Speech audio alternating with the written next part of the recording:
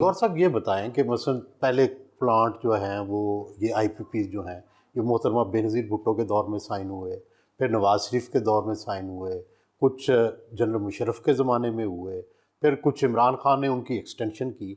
बदनीति कहाँ थी और नालायकी कहाँ थी, करप्शन कहाँ थी? इसमें तमाम चीज़ें शामिल हैं भाई साहब।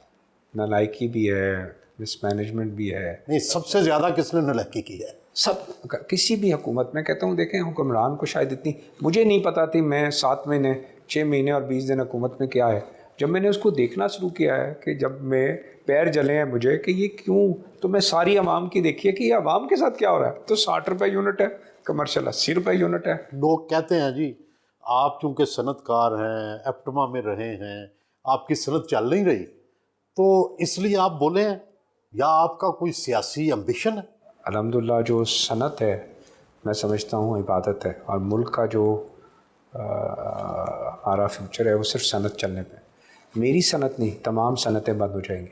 ये 16 सेंट पे कोई सनत नहीं चल सकती जब पूरे रीजन में 8-9 सेंट है, और आज दुनिया 3 सेंट की बिजली की बातें कर रहा है। और हम अपने आप को कहें कि 16 सेंट हैं और हमने कॉन्ट्रैक्ट किए हैं और अगले 25 साल हम सब होस्टेज रहेंगे इसी जो है वो कॉन्ट्रैक्ट्स के।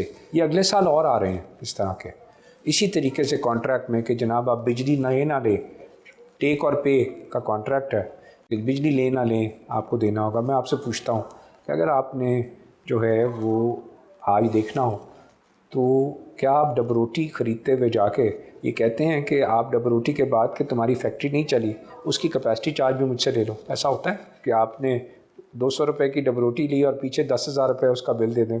ये बोलते हैं कि जनाब प्लांट वाले कहते हैं कि जी हमने हुकूमत के साथ ये कारोबार किया है कि हम दे ना दें, हमें पूरे पैसे दो। अब पूरा सिस्टम इसका होस्टेज हो गया। अब ये वाकई मुआहदे हैं, लेकिन जो जुल्म हुआ ये इसके आगे है इसकी कहानी।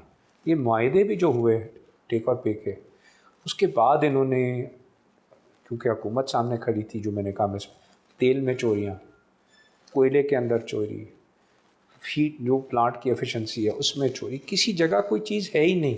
प्लांट 1 रुपये का था, जैसे विंड पावर है पूरी दुनिया में 3 सेंट की है। 3 सेंट का मतलब विंड पावर 10 रुपये। हमारे यहाँ आप एवरेज देखें 40 रुपये में विंड पावर बिलिंग हो रही है, एवरेज 25 रुपये में भी और 80 रुपये में भी बिलिंग हो रही है। क्यों? कि विंड पावर के प्रोजेक्ट जो $50 मिलियन के लगने थे 100 मिलियन में लगे। कोयले के कारखाने जो पूरी दुनिया में लगे हैं वो शायद $700 मिलियन के लगे हैं। 700-800 मिलियन डॉलर में आपका 1000 मेगावाट लग जाता है, यहाँ $1.5 बिलियन में। तो दुनिया में कोयले में तो कोई प्लांट लगा ही नहीं रहता। पाकिस्तान अकेला मुल्क था जो कोयले पे लगा रहा था।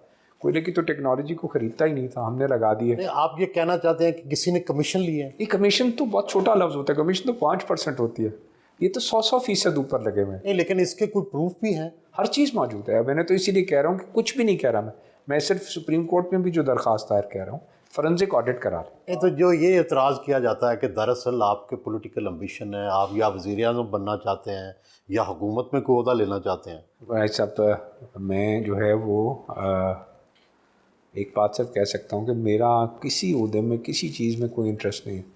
वज़ीर-ए-आज़म तो बहुत बड़ा जो है एक सफ़र होता है जो कि पॉलिटिकली किसी को भी तय करना होता है, और वो हमारा पॉलिटिशियन होना चाहिए, मैं ये समझता हूँ। और जो है वो मेरा काम तो है सिर्फ इकनॉमिक पॉलिसी जो है की गाइडलाइन देना, कि मैं ये समझता हूँ कि इकनॉमिक पॉलिसी है उसने मुल्क को चलाना है, और इकनॉमिक पॉलिसी जो थिंक टैंक है हमें सही तरीके से गाइड करने की ज़रूरत है कि हमारी इकनॉमिक पॉलिसी गलत है। तो आप एक प्रेशर ग्रुप तक महदूद रहना चाहते हैं? मैं इकनॉमिक पॉलिसी थिंक टैंक के ग्रुप के तौर पे कि हम बैठें, पूरी दुनिया में तरक्की इकनॉमिक पॉलिसी थिंक टैंक्स के थ्रू है कि इकनॉमिक पॉलिसी, और हमारे यहाँ लैकिंग था, हम सब प्रेशर ग्रुप बन गए। किसी सियासी जमात में भी आपका जाने का इरादा नहीं है? बिल्कुल नहीं, मेरा ना किसी सियासत में। मैं इधर भी जब गया था तो 6 महीने 20 दिन के बाद मैं आपको बता दूँ, मैं तहज्जुद के वक्त उठता था, रात को 10:30 बजे आखिर में सोता था। पहले इन्होंने कॉमर्स इंडस्ट्री दी, फिर इन्होंने मुझे इन्वेस्टमेंट दी, फिर ओवरसीज़ दे दी, फिर इंटीरियर दे दी। तो 6 महीने 20 दिन बाद मैं कम से कम 3 महीने बीमार रहूँगा जो है वो। उसके बाद कि मैंने कहा ये 240 अरब सनतें चल जाएंगी, तो वो जब मुझे झटका लगा तो फिर मैंने पूरी आवाम की जब तकलीफ़ देखी क्योंकि मैं इस वक्त जो है वो ये समझता हूँ कि पाकिस्तान का सबसे बड़ा मसला एनर्जी है।